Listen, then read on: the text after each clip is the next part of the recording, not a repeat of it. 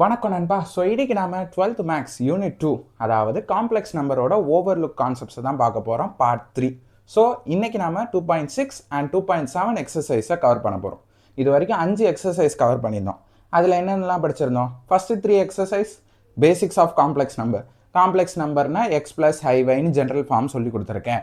ஒரு ரியல் நம்பரும் அப்புறம் ஒரு இமேஜினரி நம்பரும் சேர்ந்தது தான் ஒரு காம்ப்ளெக்ஸ் நம்பர் அப்படின்னு சொல்லி கொடுத்துருந்தேன். அப்புறம் ஒரு சில ப்ராப்பர்ட்டிஸ்லாம் அழகாக சொல்லி கொடுத்துருந்தேன். அதுக்கடுத்து 2.4 அண்ட் 2.5 என்ன படிச்சிருந்தோம்? மாடுலஸ் படிச்சிருந்தோம். கரெக்டாக? யா, மாடுலஸ் சம்மந்தப்பட்ட ப்ராப்பர்ட்டிஸ் அதெல்லாம் படிச்சிருந்தோம். அதே மாதிரி கான்ஜுகேட்ஸோட ப்ராப்பர்ட்டிஸ் எல்லாம் படிச்சிருந்தோம். சரி ப்ரோ, இப்போ இந்த 2 எக்ஸசைஸில் என்ன படிக்க போகிறோம் தானே கேட்குறீங்க.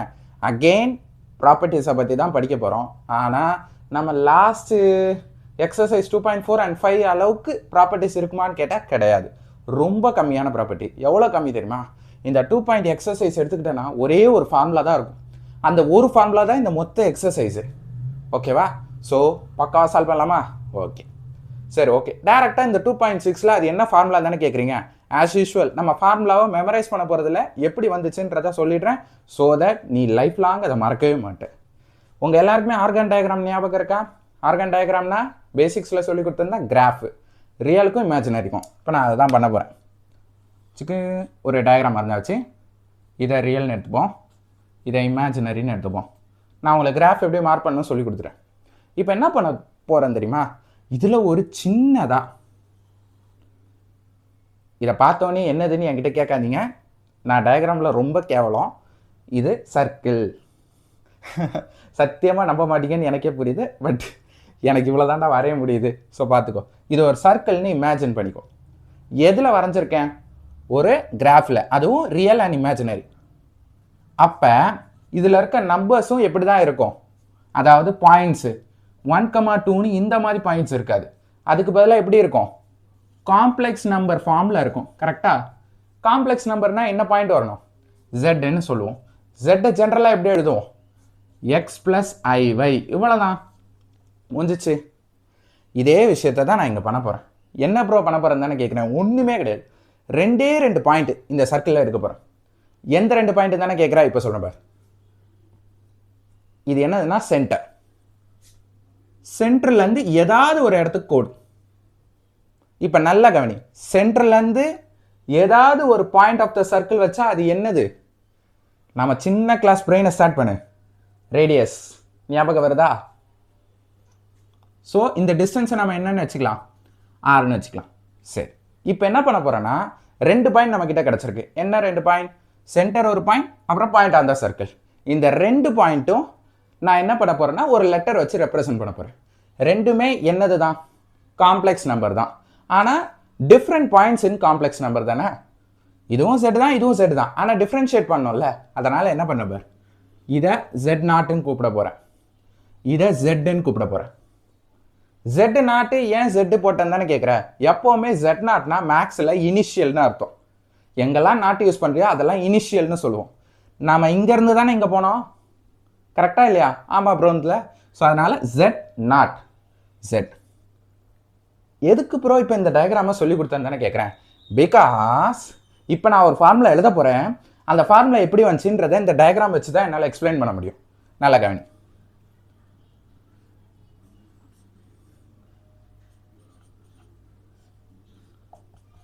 யா, இந்த ஃபார்முலாவை அண்டர்ஸ்டாண்ட் பண்ண முடியுதான் பாரு. உனக்கு வேணால் நான் அனதர் டைம் எழுதுகிறேன். நல்லா கவனி. Z minus z naught is equal to r modulus போட்டுக்கிறேன். என்ன சொல்ல வருதுன்னு தானே கேட்குற. நல்லா கூர்மையாக ஈக்குவேஷனை கவனி. ஜெட் என்னது? இந்த பாயிண்ட். ஜெட் நாட் என்னது? இங்கேருந்து இந்த பாயிண்ட். கரெக்டாக?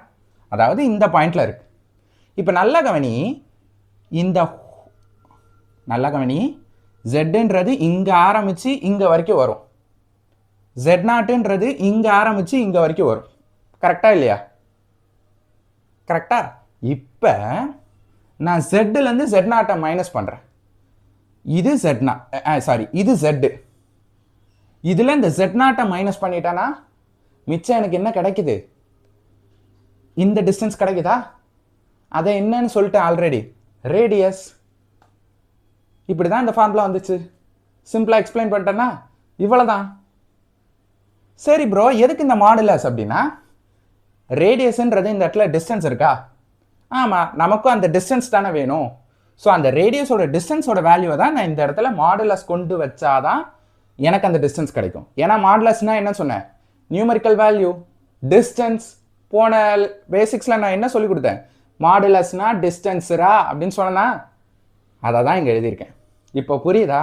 மேக்ஸை பொறுத்த வரைக்கும் பார்த்தா புரியாது, ஆனால் ஆராய்ச்சி செஞ்சேன்னு வை இவ்வளோதானான்னு தோணும். ஓகே, இப்போ சரி ப்ரோ, இந்த ஃபார்முலா வச்சு இந்த எக்ஸசைஸ்க்கும் என்ன யூஸ்ன்னு தானே கேட்குற? சிம்பிளாக சொல்கிறேன். என்ன சொல்லணும்னா, இப்போ இந்த ஜெட்டுன்றது என்னது, ஜெட் நாட்டுன்றது என்னது, இந்த ஆறுன்றது என்னதுன்னு உனக்கு தெரியணும். பிகாஸ் உனக்கு இந்த எக்ஸசைஸில் ஃபுல்லாக ஜெட் நாட்டை கண்டுபிடிங்க, ஆரை கண்டுபிடிங்கன்னு சொல்லுவாங்க. அது எப்படி ப்ரோ ஜெட் நாட்டை ஆரை கண்டுபிடிக்கனா? ஜெட் நாட்னா என்னது? Centre of the circle. ஆறுனா என்னது? Radius of the circle. So find the centre of the circle, find the radius of the சர்க்கிள்னா இந்த ஃபார்முலா யூஸ் பண்ணி நீ கண்டுபிடிச்சிக்கணும். எப்படி கண்டுபிடிக்கன்னு தானே கேட்குற? ஒரு எக்ஸாம்பிள் சொல்லித்தரேன், பார்த்துக்கோ. பிகாஸ் நான் எக்ஸாம்பிள் சொல்லாமல் டேரெக்டாக சொன்னேன்னா சத்தியமாக உனக்கு புரியாதுன்றது எனக்கு தெரியும். ஸோ அதனால் ஒரு எக்ஸாம்பிள் சால்வ் பண்ணி காட்டுறேன், நல்லா கவனிச்சுக்கோ. சரி, அழிச்சிக்கிட்டா? புரிஞ்சிருச்சுல? Right, super. ஒரே ஒரு எக்ஸாம்பிள் எழுதிக்கிறேன், இங்கே வச்சிடலாமா? ரைட். ஸோ எக்ஸாம்பிள் 2.19 தான் சால்வ் பண்ண போகிறேன். ஒன்றும் கிடையாது, 3z - 5 + i is equal to 4. ரைட்டா? சூப்பர், முடிஞ்சு போச்சு. இப்போ இதில் என்ன கண்டுபிடிக்கணும்னா சென்டர் அண்ட் ரேடியஸாக கண்டுபிடிக்கணுமா? சென்டர் என்ன சொல்லியிருக்கேன்? z0. ரேடியஸ் என்ன சொல்லியிருக்கேன்? r. இப்போ இதை கண்டுபிடிக்க போகிறோம். அதுக்கு என்ன ஃபார்மேட்டில் கொண்டு வரணும்? இந்த ஃபார்மேட்டில் இருந்துச்சுன்னா பிரச்சனை இல்லை. ஸோ ஓகே, z இருக்கா? இருக்குது. ஆனால் இங்கே z0ன்றது கொடுக்கல, -5 + iன்னு கொடுத்துருக்கான். z0னா என்னது? z0 என்னது? காம்ப்ளெக்ஸ் நம்பர் தானே. அப்போ ஒரு ரியல் ஒரு இமேஜினரி இருக்கணும். இருக்கா? இருக்குது. ஆனால் இந்த இடத்துல 3zன்னு இருக்குது, பட் ஃபார்முலாவில் வெறும் z தான் இருக்குது. அப்போ என்ன பண்ணணும்? ஹோல் ஈக்குவேஷனை 3ஆல் டிவைட் பண்ணுறேன். டிவைட் பண்ணால் இது கேன்சல் ஆகி வெறும் z வரும், இது /3 வரும், இது /3 வரும், இந்த இடத்துல 4/3ன்னு வரும். வந்துருச்சா? Right, super. தெரிஞ்சு வச்சுக்கோ. ரெண்டாவது, இப்போ நல்லா கவனி. மைனஸ் என்னவா இருக்கணுமா? காமனாக இருக்கணுமா? என்ன சொல்லியிருக்கான்? இந்த மைனஸ் காமனாக இருக்கணும். அப்படின்னா நான் என்ன பண்ண போகிறேன் தெரியுமா? இதை எழுதி இந்த Z மைனஸை காமனாக எடுத்துக்க போகிறேன். காமனாக எடுத்துக்கிட்டேன்னா என்ன நடக்கும்னா 5/3 என்ன வரும்? அகெயின் ப்ளஸ்ன்னு தான் வரப்போகுது. இந்த இடத்துல மைனஸ் வரும், i/3ன்னு வரும். ஏன்? -5/3 -5/3 வந்துருச்சு. நெக்ஸ்ட்டு மைனஸை காமனாக எடுத்ததுனால -× ப்ளஸ் ஆகுமா? அதுதான் காமனாக எடுத்து கிராஃப் போட்டு 4/3 பண்ணிட்டேன். இப்போ ரேடியஸ் என்னதுன்னு சொல்லியாச்சு, z0ஓட வேல்யூ கண்டுபிடிச்சிட்டேன். எப்படி தானே கேட்குறேன்? நல்லா கவனி. ஆரோட வேல்யூ 4/3 முடிஞ்சு போச்சு. z0ஓட வேல்யூ 5/3 - i/3. இதை இன்னும் எப்படி சிம்பிளாக நீங்கள் எழுதலாம்? இந்த 1/3 காமனாக எடுத்துட்டிங்கன்னா 5 - i. இதுதான் z0. இப்போ சென்டரையும் கண்டுபிடிச்சிட்டேன், ரேடியஸும் கண்டுபிடிச்சிட்டேன். இதை பொறுத்து தான் இந்த மொத்த ஹோல் எக்ஸசைஸுமே இருக்க போகுது. அவ்வளோதான். புரிஞ்சிருச்சா? Right, okay. ஸோ நெக்ஸ்ட் என்ன சொல்லுவாங்கன்னா, கார்ட்டீசியன் ஈக்குவேஷன்ஸை சால்வ் பண்ணுங்க அப்படின்பாங்க. ஒன்றும் கிடையாது, நிறைய செட்டு கொடுத்து மாடலஸ் கண்டுபிடிக்க சொல்லுவாங்க. அப்படின்னா இப்போ நான் உனக்கு சிம்பிளாக ஒன்று காட்டுறேன், அதை பார்த்துக்கோ. ஓகேவா? ஒன்று எழுதி காட்டுறேன், அதை பார்த்துக்கோ. ஸோ கலர்ஸ் மட்டும் மாற்றிக்கிட்டே இருப்போம், ஸோ தட் உங்களுக்கு ஈஸியாக இருக்கும். அதுக்காக தான். நல்லா பார்த்துக்கோ.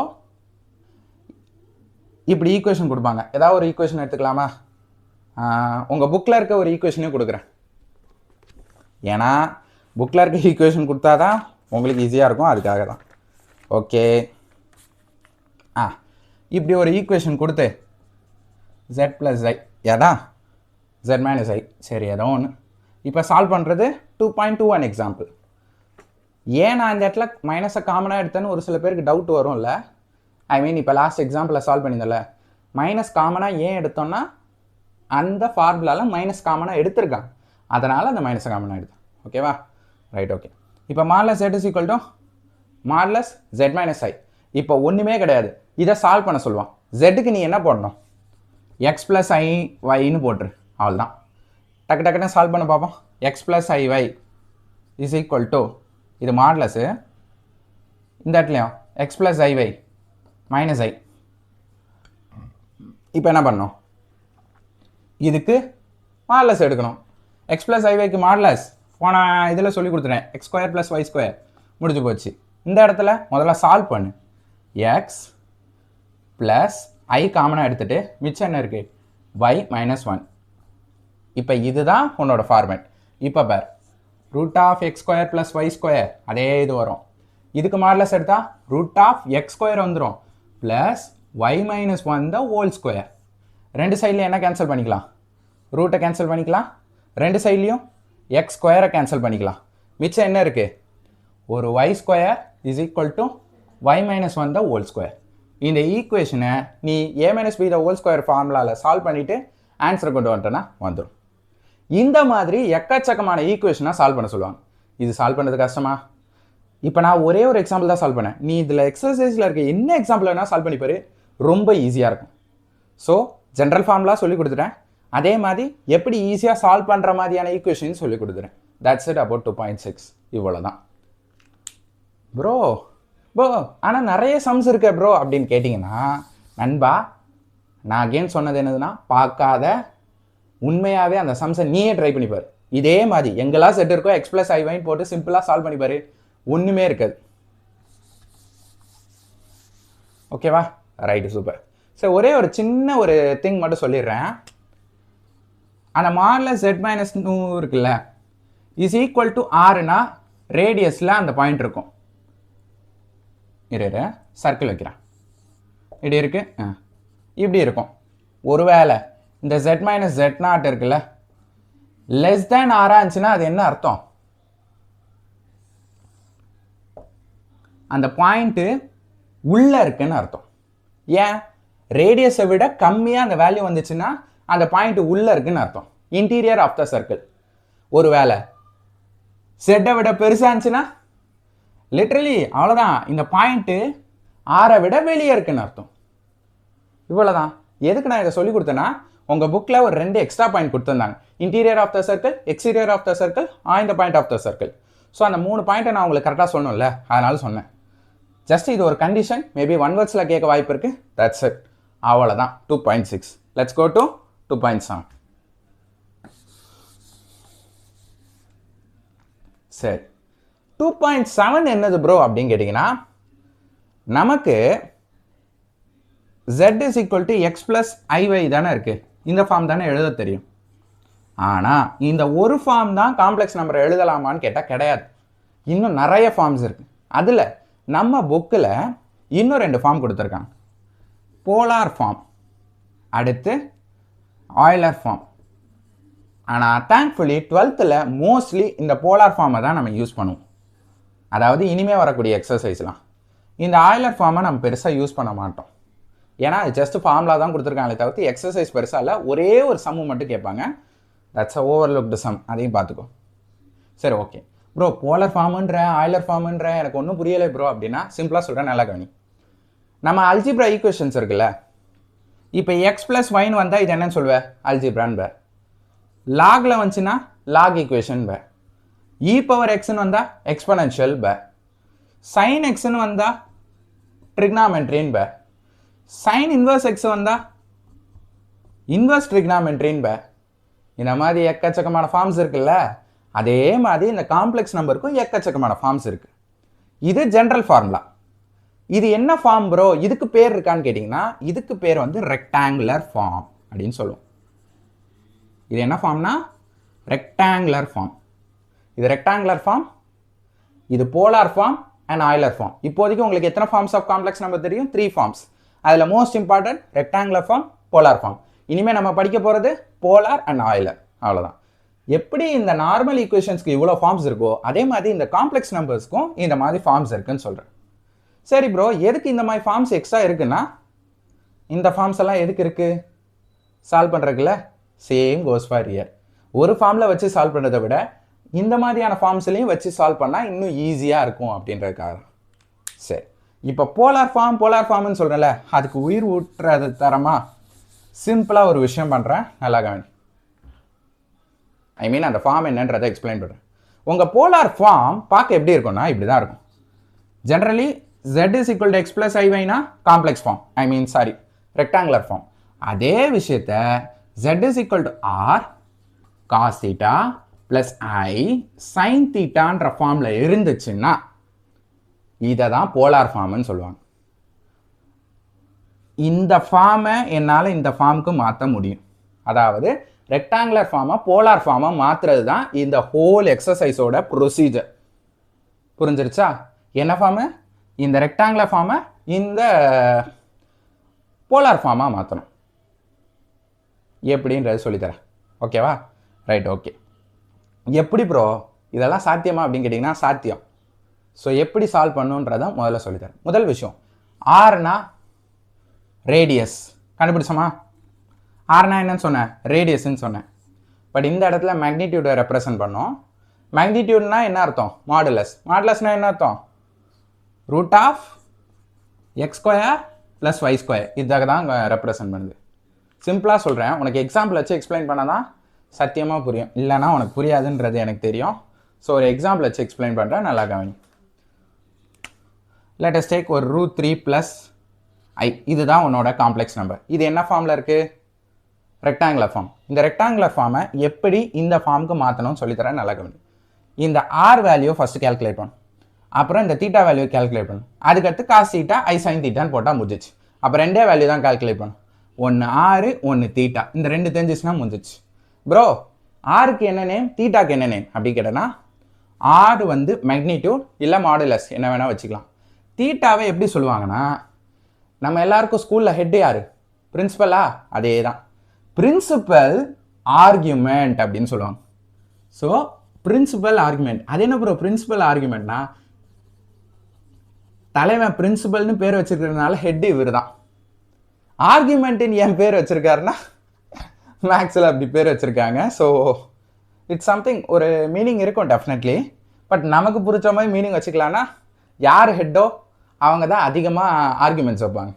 ஸோ அந்த மாதிரி ஞாபகம் வச்சுக்கோ. சரி, ஓகே. இந்த ஆர் வேல்யூவை எப்படி கால்குலேட் பண்ணணும்னு சொல்கிறேன், தீட்டா வேல்யூ எப்படி கால்குலேட் பண்ணணும்னு சொல்கிறேன். நீ பாட்டுக்கு டக்குன்னு இந்த ஃபார்முக்கு மாற்றிடலாம்.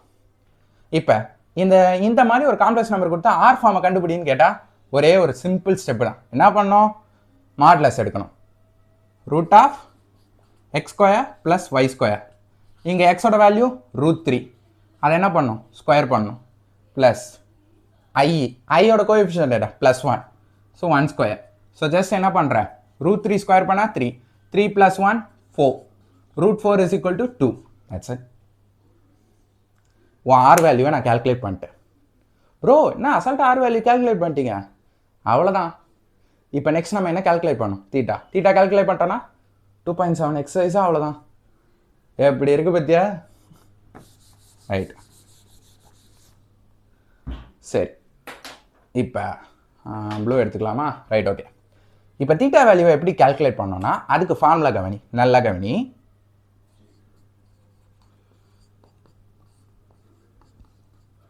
இதுதான் ஃபார்முலா.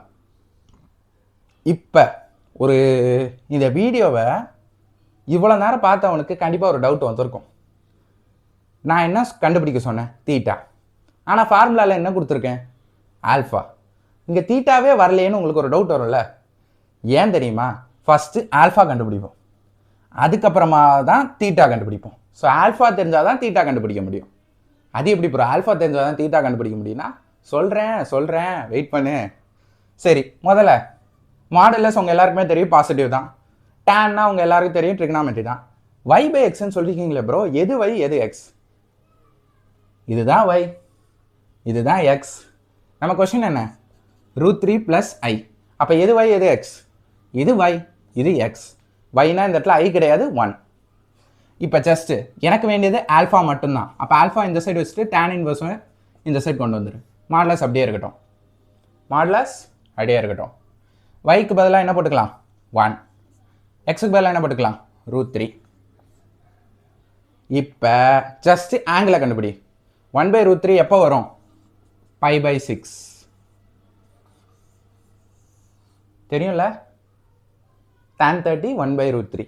தெரிலனா ட்ரிக்னாமெட்ரி டேபிள் பாரு, அப்போ தான் உனக்கு புரியும். ஓகேவா? Right, okay, super. இப்போ ஆல்ஃபா வேல்யூ கண்டுபிடிச்சாச்சு. இப்போ நெக்ஸ்ட் என்ன பண்ணணும்? தீட்டா வேல்யூவை கண்டுபிடிச்சோன்னா அவ்வளோதான், 2.7 ஓவர் ஆகிடும்ல. ஆனால் அந்த தீட்டா வேல்யூ கண்டுபிடிக்கிறதுக்கு உனக்கு சின்னதாக ஒரே ஒரு விஷயம் தெரியும். என்னதுன்னா கிராஃப் போட அகெயின் தெரியணும். சரி, anyway alpha is equal to π/6 value ஞாபகம் வச்சுக்கோ, ஏன்னா நான் அழிக்க போகிறேன். இப்போ நீ எனக்கு கிராஃப் போடணும். எதுக்குன்னா தீட்டா வேல்யூ கண்டுபிடிக்க. ஏன் ப்ரோ தீட்டா வேல்யூ கண்டுபிடிக்க கிராஃப் எல்லாம் போடணும்னா சொல்கிறேன். ஆல்ஃபா இஸ் ஈக்குவல் டு π/6 ஞாபகம் வச்சுக்கோ. Right, okay. இப்போ நல்லா கவனி. இது என்ன குவாட்ரண்ட்? First quadrant. இது என்ன குவாட்ரண்ட்? Second quadrant. இது என்ன குவாட்ரண்ட்? Third quadrant. இது என்ன குவாட்ரண்ட்? Fourth quadrant. உங்கள் எல்லாருக்குமே நான் ட்ரிகாமெட்ரி பேசிக்ஸ்லேயே குவாட்ரண்ட் எப்படி கண்டுபிடிக்கணுன்றது சொல்லி கொடுத்துறேன். ஃபர்ஸ்ட் குவாட்ரண்ட்டில் யார் ப்ளஸ்? எக்ஸும் ப்ளஸ் ஒய்யும் ப்ளஸ், அதாவது எக்ஸ் ஆக்சஸ் ஒய் ஆக்சஸ். இதுவும் ப்ளஸ் இதுவும் ப்ளஸ். செகண்ட் குவாட்ரண்ட்டில் எக்ஸும் minus but y plus. Third குவாட்ரண்ட்டில் எக்ஸும் மைனஸ் ஒய்யும் மைனஸ். ஃபோர்த் குவாட்ரண்ட்டில் எக்ஸு ப்ளஸ்ஸு ஆனால் ஒய் மைனஸு. ஸோ புரியுதா? அதே மாதிரி கொடுத்துருக்க நம்ம கொஷின் எந்த குவாட்ரண்ட்டில் இருக்குன்றதை பார்க்கணும். ஃபர்ஸ்ட் குவாட்ரண்ட்டில் இருக்கா, செகண்ட் குவாட்ரண்ட்டில் இருக்கா, தேர்ட் குவாட்ரண்ட்டில் இருக்கா, ஃபோர்த் குவாட்ரண்ட்டில் இருக்கா? இந்த 4ல் எந்த குவாட்ரண்ட்டில் இருக்குன்றதை நீ புரிஞ்சுக்கணும். சரி, நம்ம கொடுத்த கொஷின் என்ன? √3 + i எக்ஸு ஒய்யு. இதில் எக்ஸும் பாசிட்டிவ் ஒய்யும் பாசிட்டிவ். அப்போ இது என்ன குவாட்ரண்ட்? First quadrant. ஒரு வேளை எக்ஸ் நெகட்டிவாக இருந்து ஒய் பாசிட்டிவாக இருந்தால் second quadrant.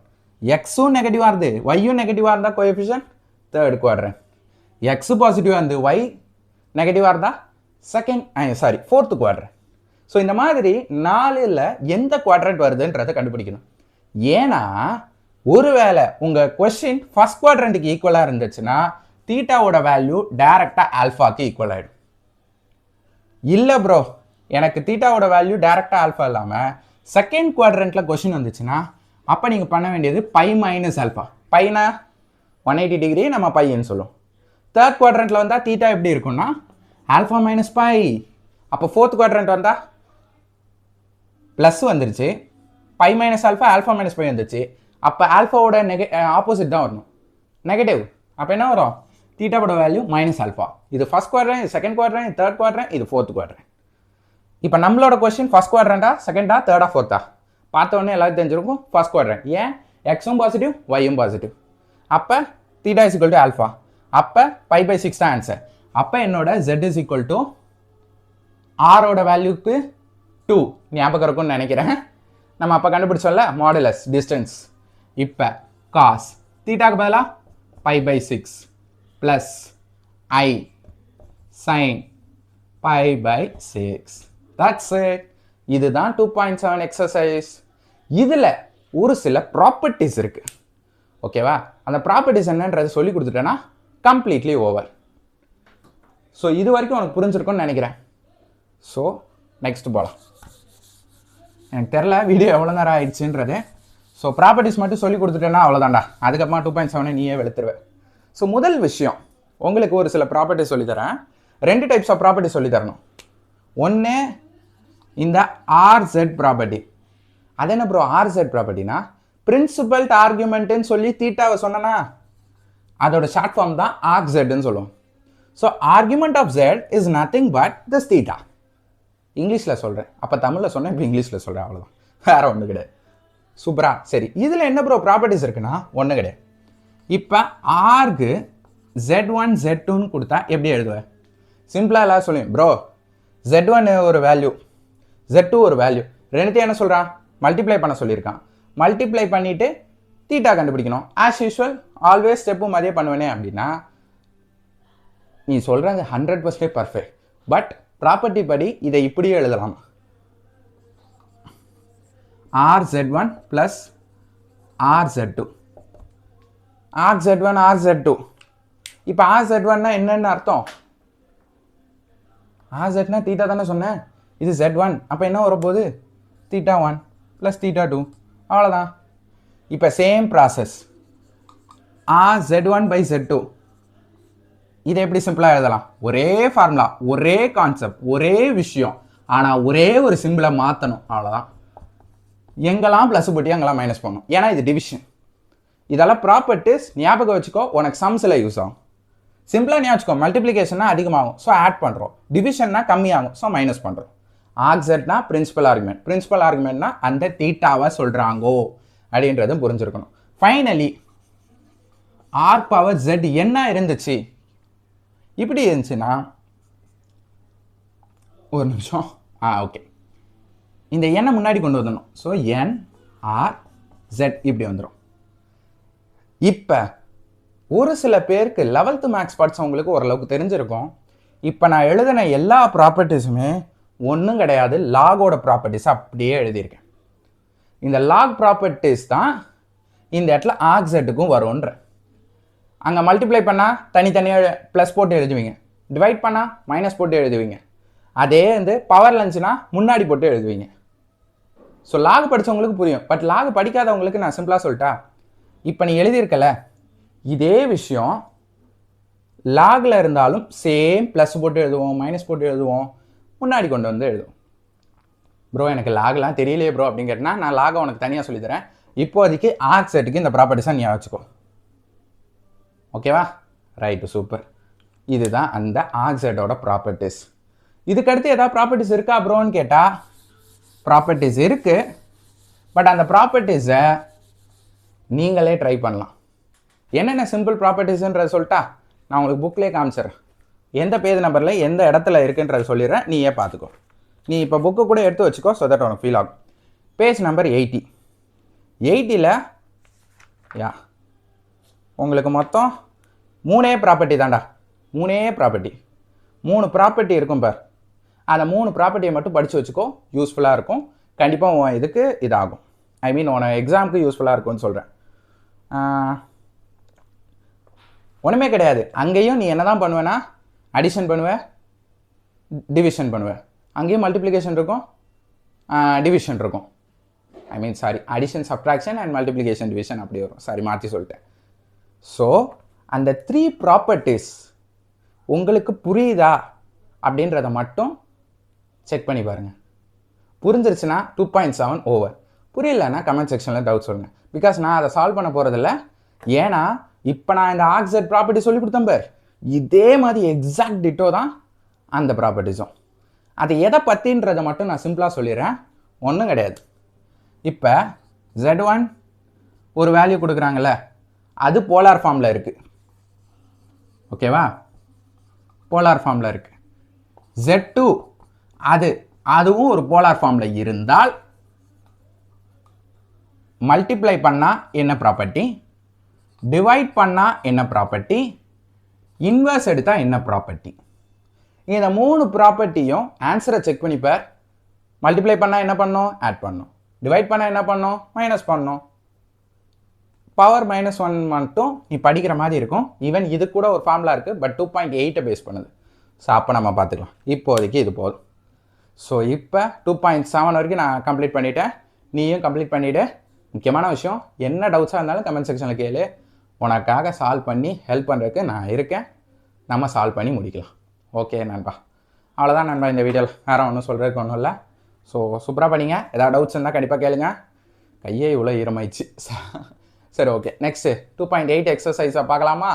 Right, okay, super. போய்ட்டு வரேன் நண்பா. ஏதாவது டவுட்ஸ் இருந்தால் கண்டிப்பாக கேளு, பார்த்துக்கலாம்.